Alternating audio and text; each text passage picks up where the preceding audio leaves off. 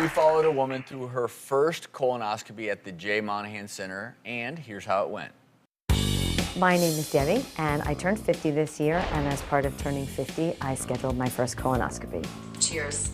I've always been very careful about my health and any prevention that I can do for myself. I do regular mammograms, regular sonograms. I'm very attentive to it. I think one more. That'll be enough. I think I was more anxious about the prep than I was about the actual colonoscopy, although now that it's here, I'd really like it to be done, and I'd like to know all as well.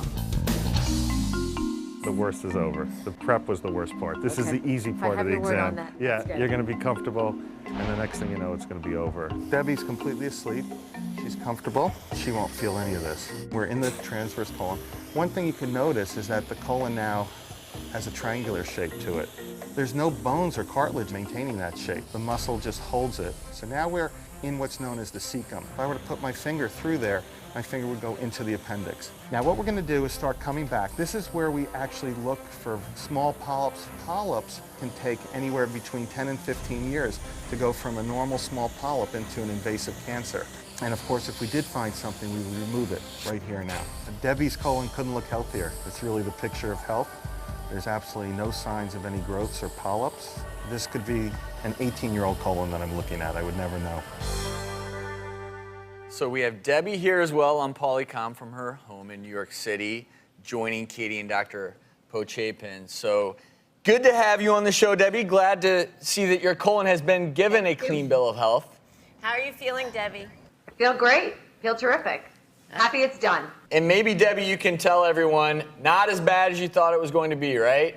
It really wasn't. It really wasn't at all. You know, the prep wasn't fun, but it was less than I thought it was going to be, and the procedure was a nice, relaxing hour for me, and I'm very happy with the outcome, obviously. Now I have a question for Katie. Are you going to have your daughter screened?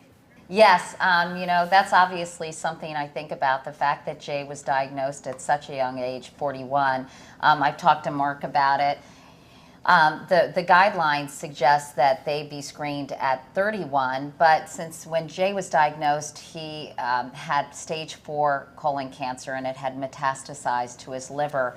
Colon cancer is a very slow-growing disease. It takes a while for a polyp, a precancerous polyp, to develop into a full-blown tumor and then, as I said, metastasize to other organs. So it's unclear how long Jay had this illness. So yes, I'm gonna be very vigilant, probably starting when they turn 21. And I would just say in closing, you know, I have 2 beautiful girls. They're 19 and 15 now. When Jay died, Ellie was 6 and Carrie was 2.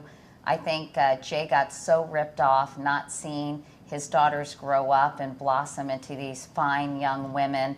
And of course they got ripped off, as I did, because we miss him every day. So, you know, it doesn't have to happen. You know, it doesn't have to be that way. I don't want people to be diagnosed with this disease and in an advanced stage and say, gee, if only I had gotten screened. So keep that from happening. Get screened. And as I said, do it for yourself and do it for the people you love. And sort of in a sort of more casual way, I just tell people, get your butt to the doctors. I love that. Well, thank you both so much for being with us today.